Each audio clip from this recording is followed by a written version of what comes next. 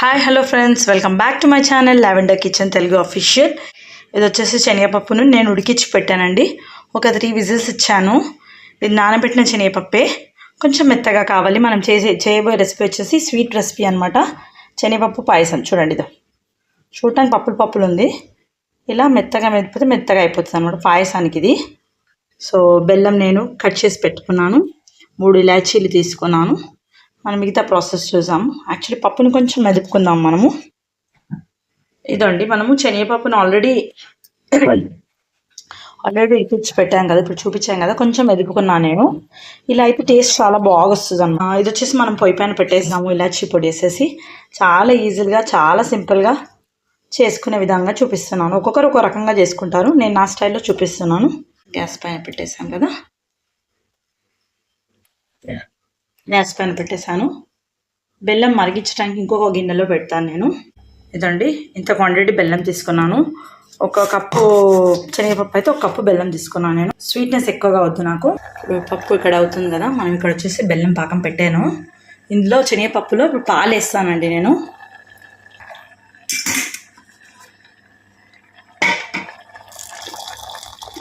పాలలో బాగా ఉడికిస్తే టేస్ట్ బాగా వస్తుందండి, అందుకే పాలు వేసాను. మీరు వద్దనుకుంటే స్కిప్ చేసుకోవచ్చు. అందుకే బెల్లం వేరే దగ్గర కరిగిస్తాను పెట్టాను. అది కరిగిన తర్వాత చల్లార్చాక మనం కలపాలి. చాలా బాగుంటుంది పాయసం. నేను ఒక దగ్గర ఫంక్షన్లో తిన్నాను అనమాట. దాని తర్వాత నాకు చేయాలనిపించింది, నేను చేస్తున్నాను ఈరోజు.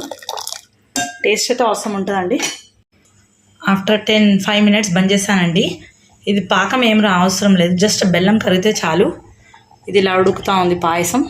శనగపప్పులో పాలేసాం కదా, సో అది చల్లారాక ఇందులో కలిపితే రెడీ అయిపోతుందండి. పోకపోతుంది. డ్రై ఫ్రూట్స్ ఏం కావాలో వేసుకోండి. ఎండిన కొబ్బరి ఉంటే స్పెషల్లీ ఎండిన కొబ్బరి యాడ్ చేసుకోండి, చాలా బాగుంటుంది.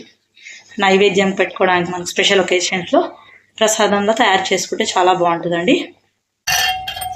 చూపించాను కదండి, నేను మొత్తం మెత్తగా కూడా చేసుకోవచ్చు. ఇలా శనగపప్పు మధ్యలో వస్తే బాగుంటుందని ఇలా పెట్టాను నేను. సో ఆల్రెడీ పాకం చాలా చల్లగా అయిపోయింది, బెల్లం పాకం. దీంట్లో కలుపుతున్నాను నేను. మీకు ఎంత స్వీట్ కావాలనిపిస్తే అంత కలుపుకోండి.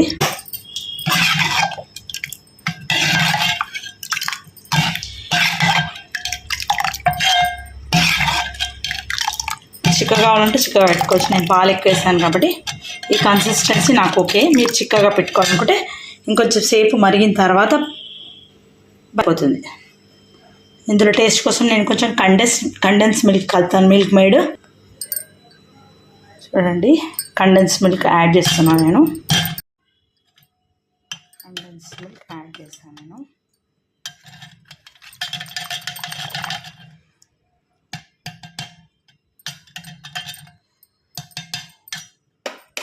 ఇలా ఈ విధంగా చాలా క్రీమీ టేస్ట్ బాగుంటుందండి. మీకు కనుక నచ్చితే ప్లీజ్ లైక్, షేర్, సబ్స్క్రైబ్.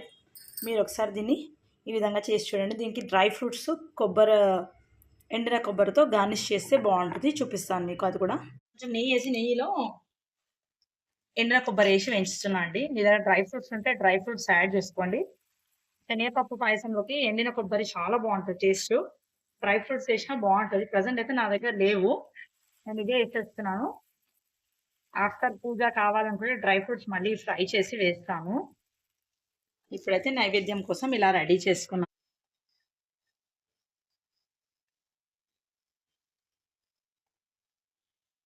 చూడండి, ఇలా టేస్టీ